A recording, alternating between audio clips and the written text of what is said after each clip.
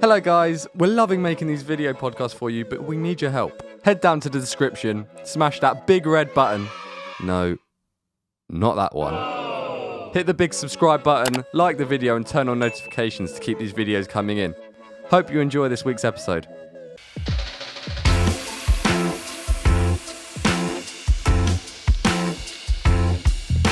Hello guys. We're back.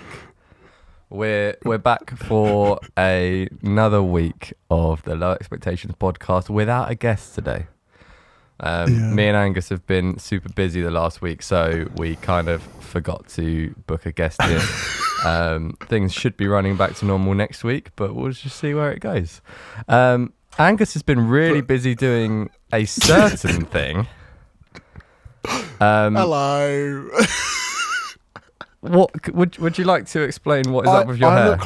I look like Philip Schofield. I go no. Seriously, we did it, and then immediately it was you look like the man from Up, and I was just like, I sent you a picture of Donald Trump. Donald Trump, Boris Johnson. Boris Johnson. I do look a bit like Bojo, but hopefully with a bit more of I had a fresh trim before, so hopefully I don't look too much like Bojo. But hello. This is me for the foreseeable future. Let's be honest, it'll grow out in like 3 weeks. Like, what's the situation with hair dye? Do you have to just keep reapplying it? Or? Yeah, I might do. I don't know. I quite like it, but how often do you have to do it? When it grows out. So like, it depends on how fast your hair grows. So like, my hair grows pretty quick. Yeah. So like, I think I'll have to redo the roots in like 3 weeks, maybe. Or maybe even less than that. Like maybe even less than that. That's so much effort. Or you just let it grow out. Like, yeah. That's so much effort. Yeah, I know, but like I don't think I'm going to keep it. I just wanted to do it once. You know. Send it for What's the really boys. funny is because the camera I'm recording on doesn't have a monitor LUT. I'm seeing myself in vlog, and I literally just look like it just looks white. Like, just lost all pigment in your hair. Literally, like. So, Angus, what have you been up to this week? I've been doing a lot actually. I've had quite a busy week. You've had a bit of a busy week as well, haven't you? Hey, it's been all over the place. Shoots are coming back slowly but surely. Socially distant. How are you finding filming with a mask on? Yeah, I hate masks so much. I cannot. No, do you know what it is? It's with glasses. It's like you just breathe in and then they just fog up. It's like I've just started accepting the fact that I can't see properly. I'm just not wearing glasses. It's like I'm not supposed to drive without glasses. There are occasionally times where I'm like, this is a very short journey. I'm going to go without glasses because like rebellious because of the mask or whatever. But like, yeah. Like you're supposed to wear masks everywhere, aren't you? Like, yeah. But I think until they become like mandatory, I think it's really hard for them to be effective because everyone needs to wear them for them to be like 100% effective. I think everything. I don't know, but I reckon everything's just going to slowly go back to normal unless there's like a massive spike. I think so. Well, you know, it's too early to say, and nobody really knows. People can forecast things, but you know, it'll end up being wrong. So, yeah. I think if we do have a second spike, that's going to be awful. But if we don't, then we're just going to go back to normal. So I think we just play it by ear. But yeah, as you said, shoots are coming back, which is great. What have you been doing? You've been doing some narrative stuff, haven't you? Yeah. Well, it's been interesting. I got approached by. Obviously, it's no secret. We're very involved with the church circuit. The church circuit is always a good fun to be producing video for. Got approached by my old church to put together basically a big kids retreat that they've been doing for I don't know how many years. I used to go to it when I was a kid, but obviously they're doing it online this year. So we've been filming for all of that this week. So that's been a bit manic. Awesome. That was about 5 days worth of content in about. Yeah. What were you doing? Maybe. It was like a scripted like narrative thing, wasn't it? Along with other things. There was a lot of different bits. Obviously, like when you've got like kids stuff, there's the typical stuff that you have to do, like the craft, and then everyone loves a bit of craft, you know, making a boat or something, and then there was some like some like worship, some singing. So we've been putting together some split screen stuff for that, which I honestly cannot wait to never have to do again. It's the bane of my life having to sync up the audio to mix it. Yeah. And then sync up the video to the audio that I've just mixed. So that's the thing. When I do it, I don't actually need to do any of the audio stuff. Yeah. That's done for me. So I'm just like, yeah, let's just sync up this video, kind of put it into a nice thing, and voila. Yeah, although it is just a massive pain. But yeah, stuff like that, and then there's a drama, like a bit of drama in it where they're telling, like, I don't know, stories from the Bible, and so we were walking around the town that I'm in at the moment, Buckingham, and just, you know, people wearing like Jesus outfits and stuff. Like, it was really awkward and funny, but it was really good fun to do. It was a bit stressful because we didn't have much time at all, but for me, that's actually probably the first sort of experience, I guess, that I've had of shooting what I guess is in effect a short film, even though it's super relaxed. Like, there's no, well, I mean, while there's pressure on it, it's not like, it didn't feel like a short film. We were shooting for something that's a bit more chilled than it needs to be perfect kind of thing. And because we're going for the cringe factor, because it's for kids, you know, like, so there was stuff like boom mic comes into shot. It's like, we don't really care. Like, those are the best, especially like if you've not done that sort of thing before, because you can have like happy accidents where, like, precisely, for example, if the boom mic comes in, just leave it in there. You don't have to redo it. It's just funny. It's funny. Like, whereas knock it, or just, you know. If on one of my shoots the boom comes in, like, everybody just freaks out. We're not gonna finish in time now. No, it's been fun. It was a bit strange because for me it was like, I guess actually this is really weird. So this sounds really like strange, but like, I don't think I've been on a shoot for quite a while without someone like Joel with me. So, because I'm a baby in the film industry. And so it's been good for me to be sort of on my own and independent. Sort of, leaving the nest. just to like try and see if I'm actually like all right at this. It sounds like you did really well though. Well, just wait and see the video before you say anything. I want to see this more than anything right now. Oh, well, yeah. I think that's the sort of thing that's like super helpful though. Like when you've got like other people around and doing bits and pieces, like, it's good to like learn from them, but also like when you just go off and kind of run a shoot yourself, it's so important that it's super important that you've got that original, like, oh yeah, like I've got somebody that's been doing it for a little bit, blah blah blah, to like kind of learn off. But then as soon as you can start doing your own things, like, the sky's the limit. Like, it's you can then kind of venture out, take on these things, and it's cool. Yeah, definitely. Stuff you've shot. I'm going to crack open a beer, and we are. Let's get it done. We're going to. Have you opened it yet? Have you opened it? No, I've got a bottle opener mounted to my desk. Oh, so you can't do the.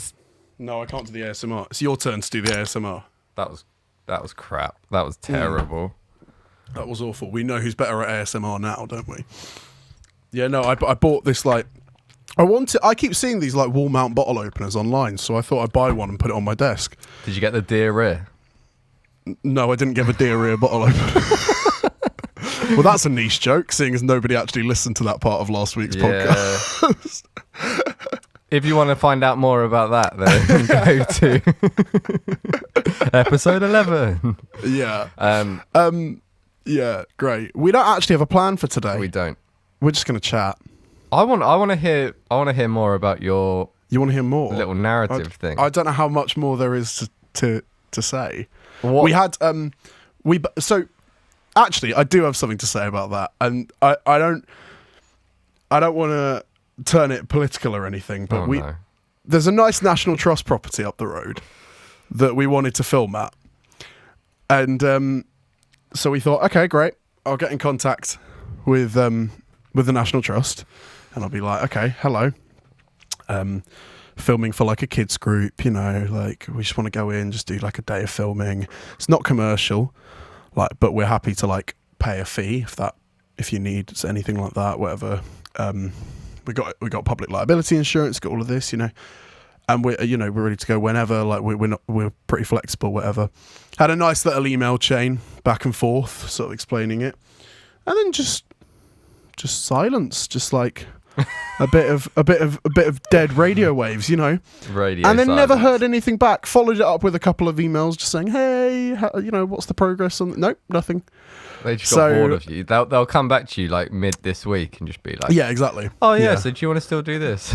Yeah, precisely. So I don't want to turn that political, but it's always a nightmare when you have to find somewhere that you have to have like permits and stuff for. Is the Definitely. worst thing ever. And Luckily, we saw it as ideal because it's like an enclosed area. You know what I mean? It's like an enclosed gardens. We can just go in. We would happily go in like outside of opening hours or whenever or whatever. And it was perfectly ideal. And as I said, it's not commercial, but we were prepared to like pay like a small fee if we needed to, whatever. And so what was it? Well, this is for like the narrative side of but things. like what was the place? It's called. Might just speak. It's called Stowe Landscape Garden. It's like a big gardens. So it's like a house, and then there's like loads of landscape gardens around it. But really, really, really nice. Like there's so many different locations there, whatever. But it was fine because we found places in and around the town that we shot at anyway, and actually most of them were fine. You just had the unpredictability of people walking past, or That was we did one take on a bridge, and we were in the middle of recording, literally in the middle of the perfect take as well. This person couldn't get any of their lines right, and then finally this was the take they got everything right, and this cyclist just came past at full speed and went ooh as he went past. And I've never wanted to kill someone more. Like I remember we did a shoot. So I wasn't actually DPing this one. I think I was just a camera trainee. So I was just like kind of following around and just trying to learn stuff. This was like 2-3 years ago. Okay. Our mate Benedict actually directed it. Oh, nice. It was for Channel 4. Ooh. And yeah, like it wasn't like a crazy high budget, so we couldn't afford to get like the actual like location and stuff like locked down. So we just found this like, I can't remember what it was called, but it was like this huge park in Eastbourne. And the way that we worked it was just like there was like a cafe there, and we were like, Right. oh, like can we shoot here for the next 2 days if we buy all of our lunch and dinners and stuff at the cafe? So we just like we were going to do that anyway. Yeah. But then they just got like a load of money from like a 15-person crew. Yeah, like that's kind of like that sort of thing. But then you've obviously got other people doing that for you. You were running this shoot by yourself, weren't you? Pretty much. We had there was a director and then me. Okay. And then I had one sort of like, I guess AC/boom op and everything. Okay.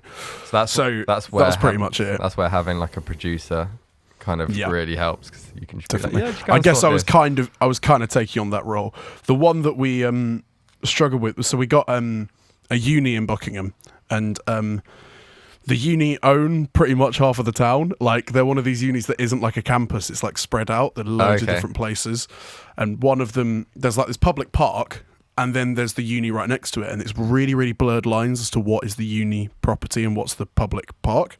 So we weren't really sure where we were. Anyway, parked up and got there, and where we were going to film, they had there was like a big van there, and I was like, okay, I walk past the van, and it's a BBC news van. And they had the BBC there filming at the exact place that we were going to film. No way.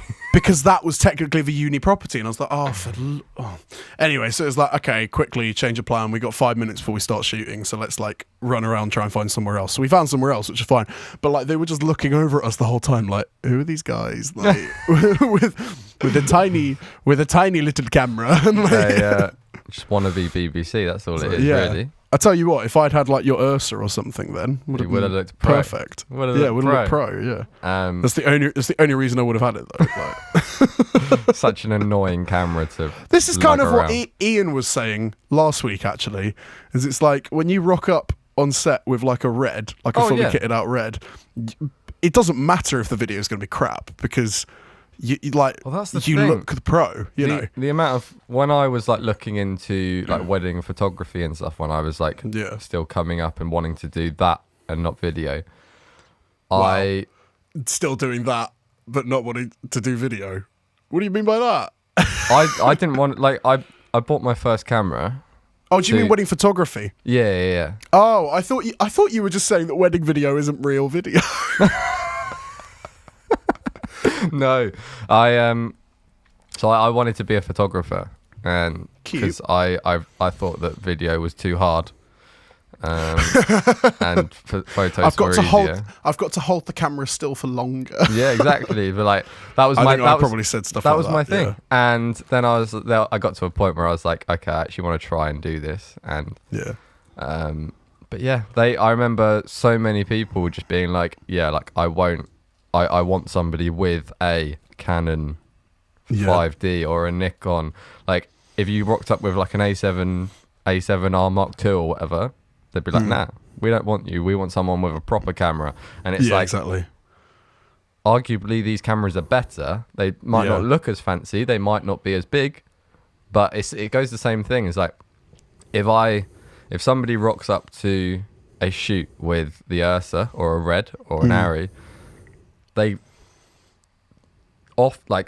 could know half of what somebody else running around with an A7S does, but still get the job. Like I know a few guys that work up in London. They do all sorts, and they're still using A7Ss for like all of their shoots. But it looked so good just because they've nailed the lighting. They've mastered that camera. Yeah. And yeah, it's just a funny little thing. And it really doesn't matter what camera you've got, really. No. As long as you know how to use it. Yeah, exactly. And as long as you know how to light well. Well, the thing is, though, is that when I bought... Because I'm still shooting on a little GH4, you know, because until recently, I literally just had like really crappy like Canon DSLRs that literally couldn't even do like 1080/30. And like, I was like, I need to buy a new camera. Joel was like, get a GH4 because they're pretty cheap. So I was like, okay, great. I bought it. And like, I was like, this is so bad. Like, it's like, I'm going to have to rent gear for everything I do. But like, slowly you get to know it. Well, that's the thing. And you realise that actually it doesn't matter as long as you've got like the right lighting and the right lenses and things like, you know, like, and actually the camera sort of comes second to that. As obviously there's like to a point. Yeah. You know, there is a point where actually the camera can't get any better than it is, kind of thing. Well, that's kind of why I stopped using the A7S. Right, because I just couldn't get the image. Like I shot some really nice stuff with it, and like the majority of my previous show reel that we looked through the other day was the A7S. Yeah. But it's like when it comes to that sort of thing, and I don't know what the GH4 does, but I know the GH5 has 10-bit, I think. I could be wrong. Sylvan's going to be watching this as well. Sylvan's going to be watching this creasing. Hi, Sylvan. But yeah, like I with the 8-bit 100 megabit Sony files, you just can't push anything. It just everything just crumbles. Whereas with the Ursa, you can kind of do whatever you want. But going back to that, like I watched back some of the like the Joseph Boys and music videos that I shot probably 2 years ago when I first got the Ursa. It was like one of my first shoots with it, and it looks cool, but like you can tell that I'm shooting on a really nice camera, but don't have a clue what I'm doing with it. Right. And it's literally just because I literally got it like a few days before, went straight into it, and I was trying to get these like low light shots without knowing how to expose the camera properly and stuff like that. And that all just comes with kind of like practice. And I know how to kind of expose most cameras now, but back then I was still a little noob. Yeah. Like me. On that note, I was actually shooting this narrative in Blackmagic RAW this week. So I've had my first sort of experience with handling that sort of stuff. I've never actually done a proper shoot. I'm loving it at the moment. This is obviously like in terms of like first assembly and putting stuff together, like I'm having no issues at all. And it's so good because there are some shots that I'm like, did I actually think that was all right? Like what part of me looked at that and thought, yeah, that's like, great exposure, Angus. Like, It's like, no, that's completely off. Just means, And like, and there was some shoots that I like for those 3 days that I turned up to, and like I hadn't even like bothered to set the white balance, and like, yeah, so, that's where it comes in so handy, because you don't have to think about it. It's literally just those quick things. So I think for run and gunning, I think I'm shooting Blackmagic Raw from now on, kind of thing. Because how is it working in Premiere? Oh, great! You just install, because obviously Blackmagic have released the new Blackmagic Raw handler for Premiere. Oh, have they? Yes. So if you go on the Blackmagic website, there's a Premiere Pro, or it might just be Blackmagic Raw for Mac or whatever. It allows you to handle it properly in Premiere. That's awesome. So that's great. And also you've got a Blackmagic Raw viewer, so because obviously you can't play them natively in Finder. Yeah. So you can just open up the viewer and then you can go through and quickly. So that's great. I haven't shot all of it in Raw. That's really cool then. I've only shot parts of it in Raw, but there are some bits that were like sit down with the studio, and I was like, you know, like setting up lighting and everything, and I'm like, well, there's no point shooting this in Raw because they're bigger files, and I have time to nail the exposure here, kind of thing. Yeah, I have time to dial in all the settings. So how does that work? I guess you can still proxy it and stuff. Yes, yeah. Although what I'm finding is that when it's a proxy, like, and you're adjusting things, it just looks blown out, and then you toggle proxies off and it comes back to normal. Oh, okay. I'm like, okay. So, yeah, that's another thing that I experienced was over rigging a camera, doing a top down stuff. Yep. So I've really had a little learning curve this week. Yeah, this has been great. So you just used my little DIY C stand method, right? Yeah, pretty much. Pocket with a cage, and then just screw that into the C stand, and then chuck it over the top. Although when I messaged you to be like, is this how you usually do it, or am I being stupid? And you were just like, yeah, but please just bag up the stands so much. Like, I remember. I think I had like three bags on the top leg and then like one on the back, like just because I was so scared. Literally, like so we did that for the John Buckley music video. Oh yes, and we can talk about that as well. So we originally, like, I spent a good like not constantly, obviously, but like I was just testing it on and off for about a month of like how I can do it, because we didn't have the budget to get like a speed rail in and rig up the Ursa. So I was like, well, I've got this little camera, I've got these C stands. So originally we had 2 C stands in like a goalpost thing, and then I screwed in either side, but you could always see the stands. Right. And literally, I was like, oh, we're just gonna have to like black out the floor and do all of this stuff. It's gonna be fine. But literally the day of the shoot, I was like, why am I using 2 stands? This would easily work with just the one. Yeah. So I just chucked it up and like obviously did a few tests and stuff before we put it overhead, and it worked great. Like the pocket is like super helpful for that sort of thing. 'Cause I still want to.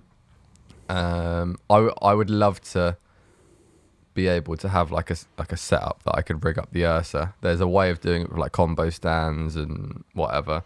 But for now, that little pocket is super nice. I was finding it a little bit, because I did it on your slightly thinner C stand. You're slightly like it's not weaker, but it's a bit thinner. Yeah. So it was bending a little bit, because they have this little curvature that just makes you very, very nervous. Yeah, I think that one's great. I just really, I'm using it right now for this light actually. I just really don't like that you can't take the base off. Right. Okay. The rest of it's fine. Like it's kind of. You were trying to swap it with me, because I just bought one with a removable base, and you're like, oh yeah, let's swap it. Well, it was going to be the same one. Yours was just going to be black with a removable base, and then you got a bigger one. Yeah. But I've actually. I love that. I ordered a black C stand off of Amazon from Newer. Ordered it. It went out of stock like a day after I'd order it. So I was like, oh great, I got like the last one. You know what I mean? Got the email, dispatched. I was like, great. And it was like, what did they dispatch? Oh no, they actually turned. Wait a second here. Okay, this is the story. Okay, so they dispatched this from Northampton, which is like an hour north. Okay, and I was like, okay, great.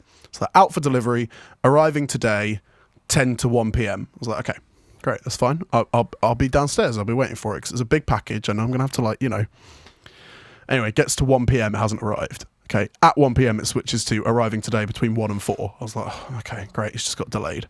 At 4 p.m. it switches to arriving today between 4 and 6. I was like, what's happening? At 6, switches to still arriving today by 9 p.m. And I'm like, I don't think it is. Anyway, delivery driver turns up outside my house, because you can track them. Yeah. Okay. Turns up outside my house, okay. He sits there for about 10 minutes, checking his phone, he's calling somebody, he goes into his van, gets back, whatever, and then drives off, and I'm like, okay. Anyway, just heads off, and I'm just still tracking him, and he's gone all the way down to, and I'm like, oh, this isn't in stock. And then I realised that it literally says cancel delivery on it, and I'm like, I can cancel this, which means that it's not on his van. Like, this C-stand that I've just paid 80 quid for does not exist. And so I was like, cancel, and it goes, okay, refund within 5 days. It's now been 5 days, and I've got no refund. So I'm going to jump onto Amazon support at some point. But then I ordered one from Pixar Pro. It arrived in like 3 days. Yeah. And that was with standard delivery as well. The Pixar Pro ones are great. Oh, I'm so glad I got this instead of the newer one, though. Yeah, that's the one. It's just so robust. Isn't that the one It was the same price as well. Isn't that the one that St. Peter's have just bought as well? It is. Yeah. St. Peter's. Lads. No, Jim was just like, 'cause Jim's got some like proper like, I think he's got like Matthews. He's got a few like Matthews ones. The ones with and the wheels. He was like, oh, do you recommend any like cheaper ones? And I was like, yeah, this one's awesome. Pixar Pros are great. But yeah, I mean, Pixar Pro in general are great. Like all their like soft boxes and things like that. They seem to be pretty good. I've not seen anything. They seem to be pretty good, like quality. So I guess I've just bought a huge from Photo-R.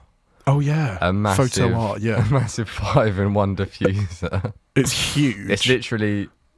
Is it the size of your bed? Like, or is it bigger? It's a bit bigger than my 60-inch TV. And like when you've used 5-in-1 diffusers before, right? When you have to actually like put it back into the thing and you have to do the whole like twisty thing. Yeah, it's literally impossible because you have to like reach around. It's like, I bet it's impossible with the square one, or is it fairly easy? It's interesting. It's interesting. I remember at Soul Survivor every year, you used to see people on the last day, and the car would be on site, and they'd have their phone rested on the boot because they'd be watching the YouTube video on how to fold back up a pop-up tent. Like, and everyone was just like, I have no idea how to do it. It came up in 1 second, but I have no idea how to put this away. So everyone's watching the YouTube video like, oh, and then you twist it like that. And it's just so funny. Like, no, because everyone thought it was a good idea before they actually had to put it away. Like, yeah, I was obviously we don't have much of a plan for today, but I was gonna. We don't. Going back to. I'm kind of excited that you've started doing some more narrative stuff. Oh no. Is that something that you're going to continue doing? Oh, I don't know. Did you enjoy yourself, Angus?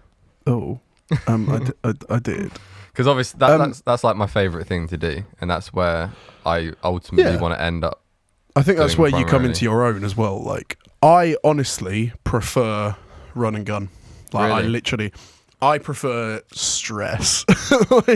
There is nothing. Actually, I was having an interview for something a few weeks ago, and I remember them saying, like, what's your preferred environment? And I said, I think I come into my own, at least in a festival where we just need to get something done. Like, I think my problem is that because I want to perfect things so much, I will spend so long, and I don't like editing stuff or shooting stuff or whatever. But I don't like that in a sense. I prefer not being able to do that. I prefer going, okay, great, okay, get this out quickly, go, and then I need to go over here. Yeah.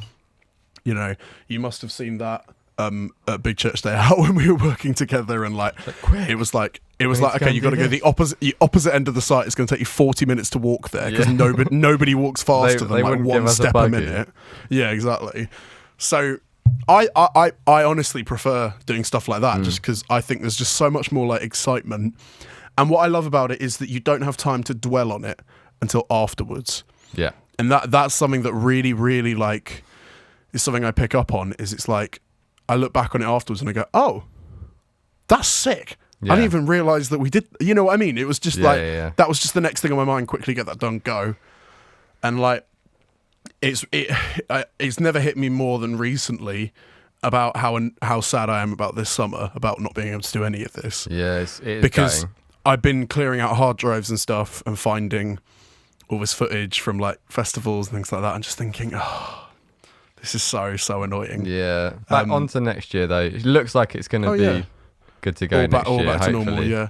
Although saying that, we are returning to normal slowly, as you said. I've just had a wedding rebooked. Yes. For the end of this month. So I'm not sure if I'm excited yet, because I think it's going to be really weird, and I don't really know how to film people wearing face masks without showing the face masks really obviously. How many people are there? So the limit for weddings is 30, including everybody.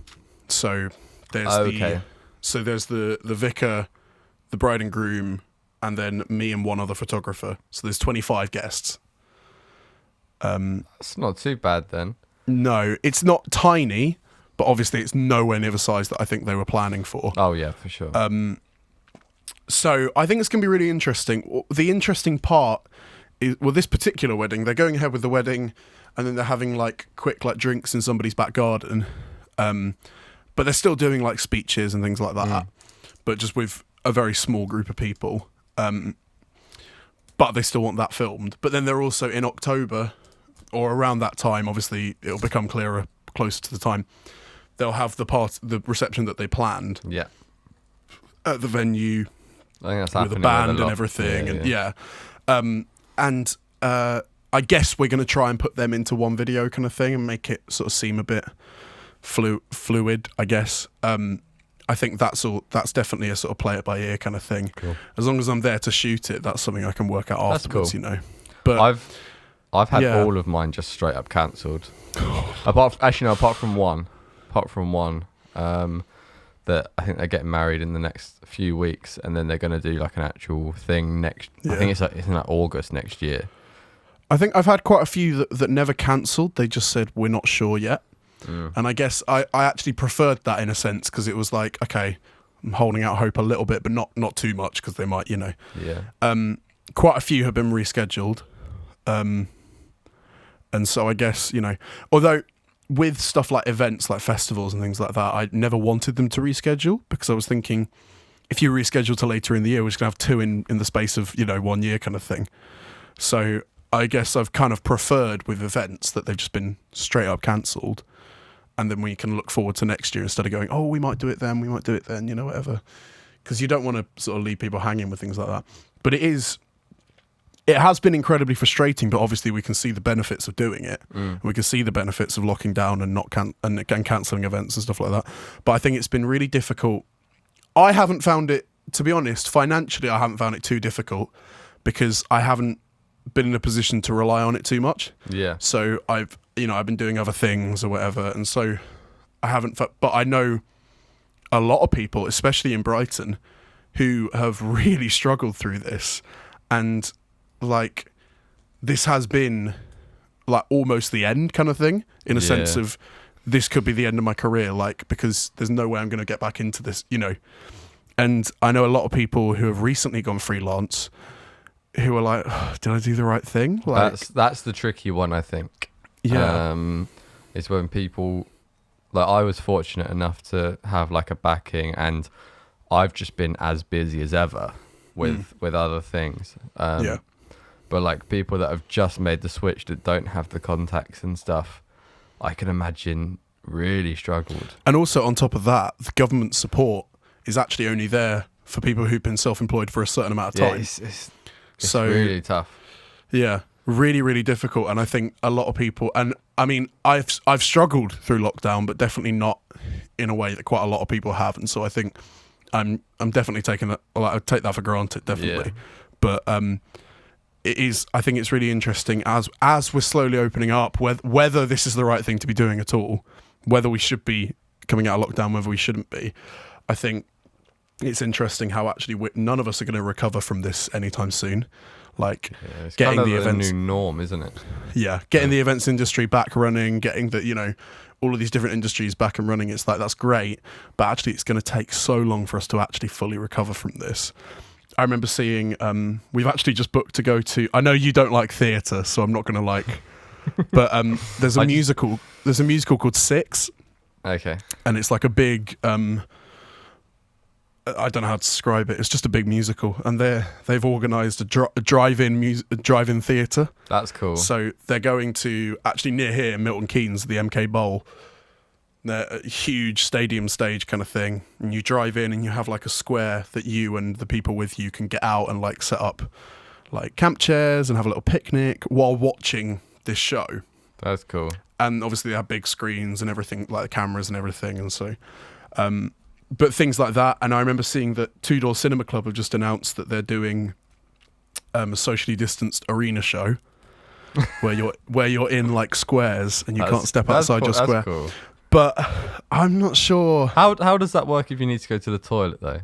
Well, obviously you just go to the toilet or whatever, and you just like, I don't know. Shimmy but past like, people. Yeah, but I just don't.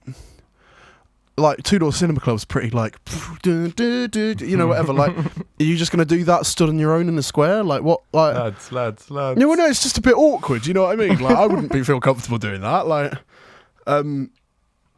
so I don't know. I really don't know. But I am desperate to get out of this. Yeah. But I'm also very wary that it could end even worse if we rush out of things too quickly. But I don't know. What are your thoughts on that? I don't know. I don't really like. It's not that I don't like the theatre.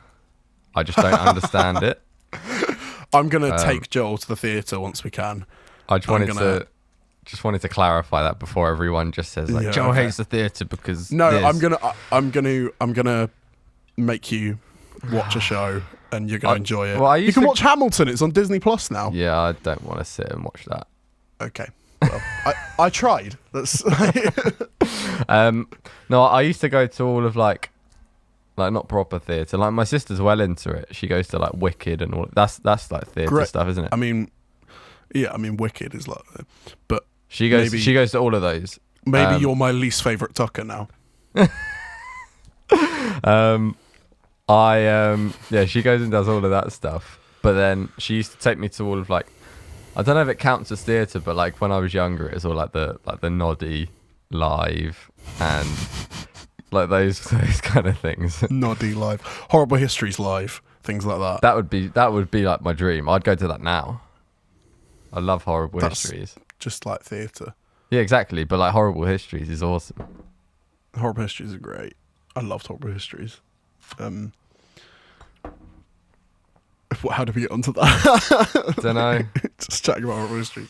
This is just going to be one of those episodes where like you either love it or you hate it. Yeah, like Marmite. Yeah, but we've kind of covered all that we can. Do you know? I thought we would have been better at this by episode 12, but like it's just one of those things. Is like when you don't have like a guest to like really just chat to. Yeah, we're pretty boring. Just coming out of topics is just like. Yeah. We are really not interesting. So if you ever like talk to us just on our own, we're just really boring. Like so. Yeah. Actually, who would have thought we would have started a podcast? Eh? we've got the beer. Oh well, I haven't anymore. But you know. Yeah, neither do I. Lads. Shall we finish off this episode with a bit of gear? Oh, gear and beer too. Gear and beer, Mark II. What are we? What are we going to talk about? Anything that's sprung your fancy? Well, you may notice recently my lighting has got 10 times better. You just bought a crap load of well, stuff. No, not a load. I bought a load of knockoff lighting gear, and it's actually all right. Do you know? Because this shoot I did this week, I had Joel's 120D and a light dome, and then I had this, which is the it's the Godox. It's just like the Godox. Equivalent of the 120D. Yeah, the equivalent to the 120D. And I tell you what, okay, you can tell the difference. You really can tell the difference, okay? But not by much. that was 120 quid. Yeah, like, I paid like 700-800 quid for my set for precisely. the 120. And I just don't understand how either Aperture has a stupid markup for no real reason. I mean, there are bits. So this is entirely plastic. So that's one thing. That's where like, I would hit back. Yeah, is the Aperture guys are so cheap. Yeah, in comparison to massively the other stuff. So I think Aperture are a good like middle ground where you're getting high quality stuff. Like it's all metal. It's that thing to always remember that when you're on like a professional film set, say the word Aperture and nobody knows what you're on about. Yeah, exactly. Like exactly because they are that middle ground. They are. I feel like it's moving. Like I've seen like BTS stuff with like 300Ds up against like full on ARRI HMIs and I think ultimately like your go-tos on a professional film set will always be like sky panels and HMIs and you know. I don't think that's going to change anytime soon, but it's quite nice to see Aperture sort of getting up there. You know what I mean? I don't know. I don't know. The new 600D looks nuts. Oh my gosh, I've seen the video about this. Yeah. It's like what? Like it's the video of him showing it off. Yeah. And even just like something as small as, I know it was in like a big like arena kind of thing, like with loads of things, but like the fans are so quiet. Well, that's the thing. A light that powerful and things, and it's just stupid things like that, and you're like, and they don't get hot either. Yeah, how do they do stuff like this? And then just like, but have you seen how big the ballast is though? Like it's huge. It's literally humongous. You can put like 4 V-locks on it or something, though, can't you? Like, I think it's like my thought. I don't know how it comes in because obviously you can't travel with certain batteries and stuff. But I would have loved to see that have like an internal battery that you could charge up. Yeah, maybe. Or like if you could buy it as like a separate thing. And just have. So that's obviously one thing with this cheaper like little Godox light. No battery power at all. Yeah, you can buy a version with it, though, can't you? You can. And actually buying this on its own and then the battery power version as 2 separate lights is still cheaper than buying a 120D. Well, they're saying that I do the actually kind of miss. Quite big though, aren't they? On that one. Yeah, they are fairly loud because it's so far away you can't really hear it. But that's the thing. It's like the thing I do miss is with the 120D you have the ballast on it. Yeah. And so you actually like it's easy. I could just grab it now and just turn it up and down. Yeah. Whereas I've got to reach all the way up. It's also got a very good remote system. Yeah, this is crap. This is so bad. This is the way you want to go. This is like garbage. But yeah, so I guess it's like it is that thing of actually like you buy, like I could easily now, if I come across enough money, just upgrade from that to like a 300D and I've got the grip around it and I've got everything else for it. Yeah. So that's not the issue. But yeah, I think it's been a weird sort of experience for me actually like properly looking at stuff and properly comparing stuff. And as I say, like it comes up so close to the 120D. It's like ridiculous. Unbelievable. I don't, does it have a equivalent for 300Ds as well? Yeah, so they've got the 60W, the 150W and the 300W. Okay. So, but the 300W is like 400 quid or something like that. Yeah, I think. I'm probably wrong. Somebody's going to correct me on that. I paid 1,100 for my 300. Oh yeah, and then Amazon just left it outside your front door. Yeah, literally. Right. I was at a shoot. I was at an edit session, and I was like, "Oh, it's going to arrive today. It's going to arrive today." And I checked my phone, and it was like, "It's been delivered." And I was like, "No one's in." They've just left it outside. They've just left it outside. So I like rushed back. I just grabbed my keys, rushed back and found it, and it was there. It was just on your front doorstep. They did it again with another thing the other day. I think it was like, obviously it's not as worth as much, but it was the little road link. They just left it outside, took a picture of it, sent it to my Amazon account, and just did. They didn't even knock the door. They genuinely didn't. I tell you what, as someone who's done delivering for Amazon, okay, you do not have a lot of time. Like, man. Yeah, but it tells you if it's a valuable package, and it doesn't give you the option to leave it in a safe place if it's worth over a certain point. Yeah, it's like £1,100. What you can do, seriously, and I do not recommend this at all, is if it arrives but it's been left in a stupid place, if you mark it as not delivered, they do like a massive like bollocking thing, and you get like compensation for the fact that it's been left out. And like, I don't recommend that because it goes badly on the driver. But if it's something, if you just ordered a 300D and they've left it on your front doorstep, they wouldn't have been able to. That's the thing, is that when they deliver it, they wouldn't be able. It wouldn't give them the option to say left in a safe place. They would have had to write. They would have had to put. I've left it with the household member. To be honest, if you've been to my house, nobody's going to nick anything from your doorstep. No one's going up there. But no. Like if somebody came up to deliver something and was like, oh, there's a massive box that says aperture in big letters. Obviously, to every Tom, Dick and Harry, that doesn't mean anything. But anybody who has any kind of inkling, but then like, I'll have that. Like, it's quite annoying. But I've got the new Tilter Nucleus coming on Tuesday. Yes, you have. I don't know why, but you know. No, I think that's like a big thing in the progression. To be fair, I think that has probably been like the one thing that maybe in your setup you've actually been kind of like lacking. Yeah, I'm so excited. Well, let's hope that Joel will actually be in focus for the next podcast episode then. Oh yeah, he's got no excuse now. You can just sit there just going. Like when I hold something up, I can just go. So the Nucleus is like.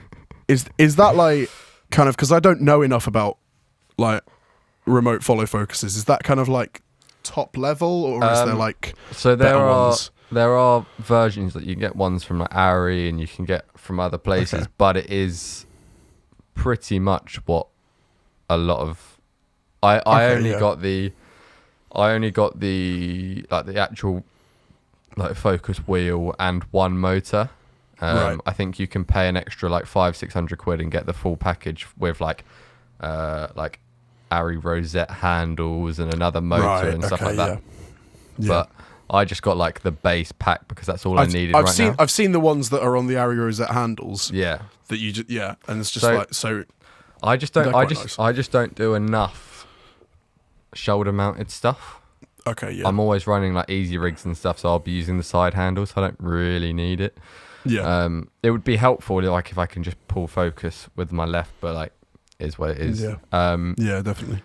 But yeah, I think that's the sort of thing that I want to kind of use more, and especially with the gimbal stuff, it'd be huge. We use the Nucleus because it's the Nucleus M. You can get a nano one for about 200 quid. Oh, really? Okay. It's not as good. It's got some latency issues and stuff. Like it's got a bit of a delay. But yeah, like if you're just starting out and want to just have something, then great. We were looking to get it as Room 18, which is like the narrative stuff that I do a lot more, or a lot of work with. Which hopefully we can get them on.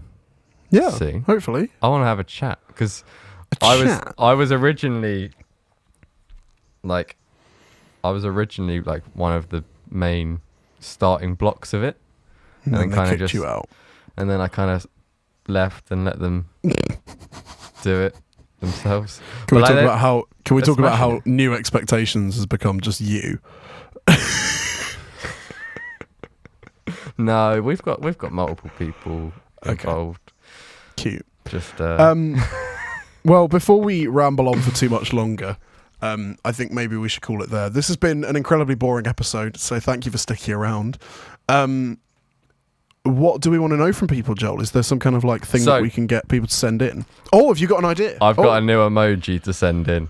Oh, you sent this to me yesterday. Yeah. Literally out of the blue, sent me this emoji, went, this is my new favourite emoji. It's so good. I'm just gonna get it up on my phone so that I can see if I can show the camera. The camera. Can you make? Oh, you can't make it. While Joel's doing this, if you're watching on YouTube, if you just hit, I think it's there's a little subscribe button. That'll really help. Just keep the videos coming in. If people are actually watching these, that'd be awesome. You can also follow us on Instagram, The Low Expectation Podcast. Give us a rating on Apple Podcasts. And can you rate on Spotify, or is it like a thumbs up? It's like a thumbs up thing. Yeah, so just go and give us a thumbs up. Yeah, do all of that. All that jazz. We love to hear it. And if you want to send us in anything on the Instagram, obviously keep it PG, but like We would love to hear from you. What are you expecting? I don't know. To send in? There are some very strange spam messages we get on that Instagram. Oh yeah, we had one for adult diapers the other day. Yes, we did. Yeah, that was fun. Also, just a quick note: we both have access to that Instagram, just for everybody messaging thinking it's Joel. Yeah. So when you get a dodgy message, just expect it to be Angus. Yeah. But yeah, so basically, we'll put it up on the screen. But it's okay. I think it's an otter, and it's an otter just chilling on his back, just flowing down a stream. Aww, we'll put it up. So just send us over that if you're on an iPhone. I don't know if it's an Android. And maybe we should bring up the question again. Send us who you'd love us to get on the podcast. Just give us their little and just see, because we are like we are taking this seriously. We are like properly planning out episodes and everything like that. But we just want to know what kind of guests that people want to get on, because we'll try our best. Obviously, keep it realistic. We've got people lined up. Obviously, we don't have one this week. But we've got people lined up, so. But it's good to take a little break every now and again. Just bring it back. Bring it back to basics. Yeah. Hopefully, we'll be doing this in person soon. Yeah. I've got two ideas. So number one, send us in who you want us to talk to. Number two, give us some ideas for these little non-guest chats. Yes, that's a good idea. I want to chat, and like if there's somebody that we've had on before, or you want us to just get on as a co-host to just chat about stuff. Yeah. Let us know that as well, because all of the above. We loved having Sylvan on. I definitely want to get Sylvan back. We've got a bit of a fun idea coming up, haven't we? Yeah. So we've got to keep secret about that. Keep secret. Awesome. Thank you so much for joining us. We'll leave you to the rest of your day. Yeah, that's it from us. Bye bye.